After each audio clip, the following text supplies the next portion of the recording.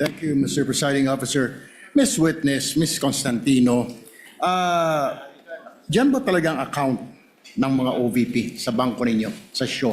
Or si VP lang ang nag-open ng account dyan sa bangko ninyo? Yung Office of the Vice President po. OVP. Opo. So hindi lahat dyan may account ang OVP? Wala na po akong alam. Okay. Kaya nga po, tanong mo natin, si dating VP Robredo po ba nagbukas din ng account dyan? Actually po, na-transfer lang po sa amin ang MDS account po ng Office of the Vice President noong pong September 2022 nung lumipat po sila ng kanilang office address sa Pioneer, Mandaluyong. Okay.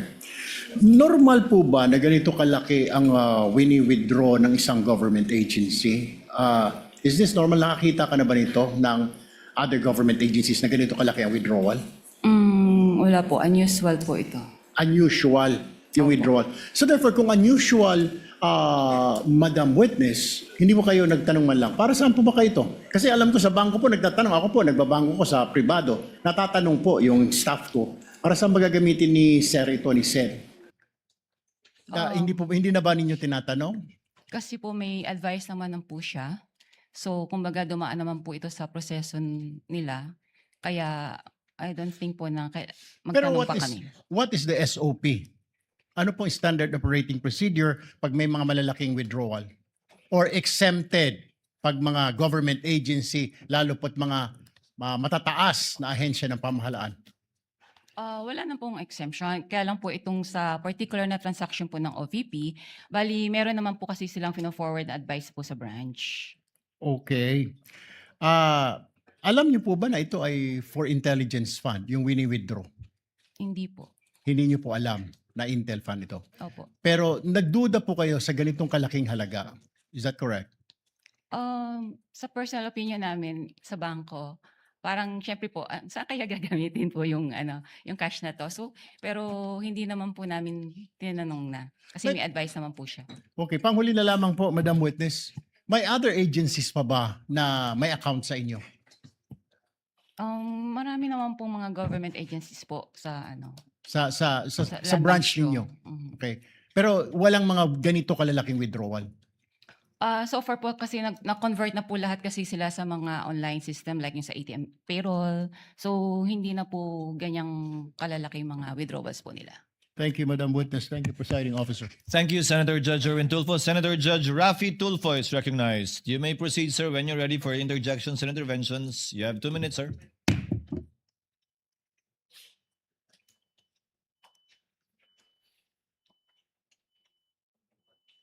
Madam Witness, magandang umaga po. Magandang umaga rin po. Hindi masyado klaro sa amin yung sinabi mong mga bag ang pinaglagyan nitong 125 million. Anong klaseng bag muli?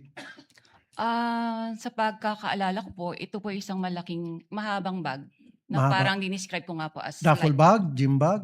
gym bag po. Iba po kasi Gym yung bag. duffel bag sa bangko. So gym bag, ano kalaking? Isang Mahaba lipa? Okay. Ayon sa BSP, ang 1 million approximately 1 kilo. So that's 125 million. So si Gina lamang ang nagbitbit ng 125 kilos palabas ng bangko? Ang alam ko pong assistance po na naalala ko po ay nag-provide po kami ng trolley. Ng trolley. At Apo. mag-isa lang si Gina. May kasama po sila eh. Hindi ko lang po ma-recall. So ilang duffel bag po ulit? Mga 3 to 4 bags po. I mean, so 3 to 4. Bags. Yung sa 125 Gym bags. million. Gym bags. Dapat sigurado. 3, 4, 5, 6, 7, 8, 9, 10. Ah, Kasi kung 125 million at 3 gym bag, yung gym bag, ano nang kalaki yun? Mukhang hindi Mahaba mahaba. opo. Kakasya ba dyan 125 kilos? 31 million per. Baka nagkakamali kayo. Mga 3 to 4 bags nga Dapat po. precise po kayo. Dapat ginajat daw nyo yan bago paglabas. 3 bags ang lumabas, ang pinaglagyan. Hindi na ng- po namin yan, Okay, sige. Pero dapat, you should be approximate, precise kasi we're talking of impeachment of the Vice President dito. Hindi dapat yung parang kalkulasyon lamang. As much as possible. Opo, mga gano'n, 4 bags. Okay. 4 bags. Now, wala bang, kasi alam ko pag ganun kalaki amount, kuminsan yung bangko nag-offer doon sa depositor na i-deliver yung pera sa lugar na gusto nilang pupuntahan ng perang yon through the what we call armored car or armored vehicle. Hindi kayo nag-provide na ganoon? Hindi po. Wala po kasi kaming memorandum of agreement regarding po sa services, cash services po, or cash delivery. So hindi nag-request yung OVP ng cash delivery through armored vehicle papunta doon sa Wala back to their po, sir. office? Okay. Curious lang ako, sino itong, meron pa isang pangalan na kapirma sa baba ng cheque, itong Rosaline L. Sanchez, sa pagkakalam mo. Kasi di ba sa baba, nakalagay Rosaline Sanchez and then Lemuel Ortonio, signatory doon sa pag-release ng cheque. Who are they? Authorized signatory po. Isa po siya sa authorized signatories po ng Office of the Vice President. Si Rosaline Sanchez, sino po ito? Ah, Sa siya- pagkakalam niyo po, ang alam ko po siya po yung sa finance. sa finance. Okay, nabanggit niyo rin po prior doon sa withdrawal, you're given 1 or 2 days para makapag-prepare ng cash. Sino po ulit tumatawag sa inyo? Si Miss Queenie Masangkay po. Paano niyo po nalaman na si Miss Queenie Masangkay yung tumatawag sa inyo? Na-meet ko na rin po siya sa branch nung pong nag-open po sila ng MDS account po. Last na naman, usually pag ganun kalaking amount ang withdraw, sinisiguro nyo na yung pupunta doon sa bangko, yun yung authorized na mag-withdraw talaga ng amount ng perang yan. Kadalasan tinatawagan pa yung principal. Wala kayong ganung klaseng protocol in place? Wala na po kasi may advice na po siya. 5 seconds. Wala na. May advice na sige po siya. May fair na. Okay, thank you. Bago po yung bell, Senator Judge Rafi. Next to be recognized for his interjections would be Senator Bam Aquino. You have 2 minutes, sir. Maraming You may salamat, proceed when you're ready. Presiding Officer. Ms. Violeta, magandang umaga. Magandang umaga din po. Kaklaruhin ko lang po, yung cheque ay mula po kanino?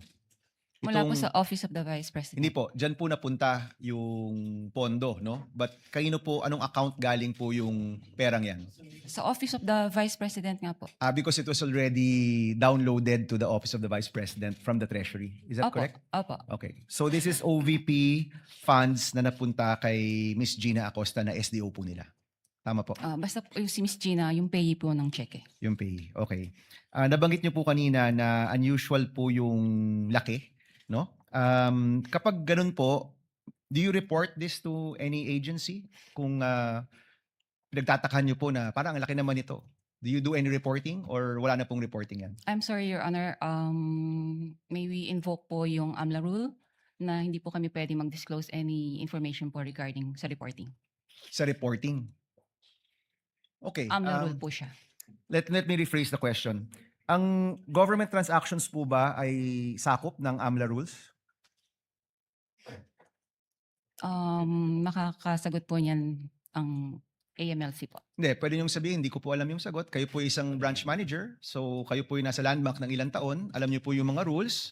Nais ko lang pong malaman kung ang government transactions ba ay sakop ng AMLA regulations po natin. Wala naman pong exemption po doon. So sakop po siya. Sakop po. Okay. So, ang sinasabi niyo po ba sa AMLA rules ay kasama ito sa mga covered or suspicious transactions? Tama po ba? Yun nga po. So, I invoke po na mag-prohibit po ako magsabi po nito. Okay, let me rephrase. I'm sorry, these are simple questions, no? Regulations lang po ito. So ulitin ko, sakop ang government transactions sa AMLA regulations, correct? Yes. Lahat po. Yes. At ano po ba yung rules natin pagdating sa pagre-report sa AMLA? Above a certain amount? Tama po ba? Opo. Opo. Magkano po yung limit? Kapag above, what amount po yan? More than 500,000 po. O any amount above 500,000, whether private po o gobyerno, nire-report niyo po sa AMLA. Supposedly po. Okay, yan yung covered o yan yung suspicious? Yung over 500,000, magkaiba po yun, Covered di ba? po. Okay, yung suspicious po, ano po yung regulasyon kapag nagsasabit po kayo ng suspicious transaction? Ano po yung batayan? Bakit ang isang transaction ay suspicious? Kung sa tingin po namin ay doubtful po yung transaction. For this particular po, hindi naman po kami nag-doubt kasi alam namin po na legit po yung transaction. Okay, klaklaruin ko. Kanina po, sabi nyo personally, meron kayong pagdududa, pero officially, hindi po kayo nag-report na suspicious transaction po ito. Wala po akong sinabing may pagdududa. Kanina, sabi nyo, nung nagtanong si Senator Tulfo, sabi nyo personal Unusual lang. po ang nasabi ko po. Okay. So kahit at sa tingin po nyo, unusual ito, hindi nyo po ito ni-report bilang suspicious transaction. Hindi po pwede magsabi po na na nag-report po kami dahil nga po i-invoke po yung AMLA law. Okay. So covered, definitely, kasi it's above 500,000. Pero yung suspicious transaction, ayaw nyo pong sabihin dahil covered po ito ng AMLA law. Kasi para sa amin naman po ay talagang hindi naman po siya suspicious. Okay. Sige po. Sige po, yun na po muna. Maraming salamat, Mr. Presiding Officer.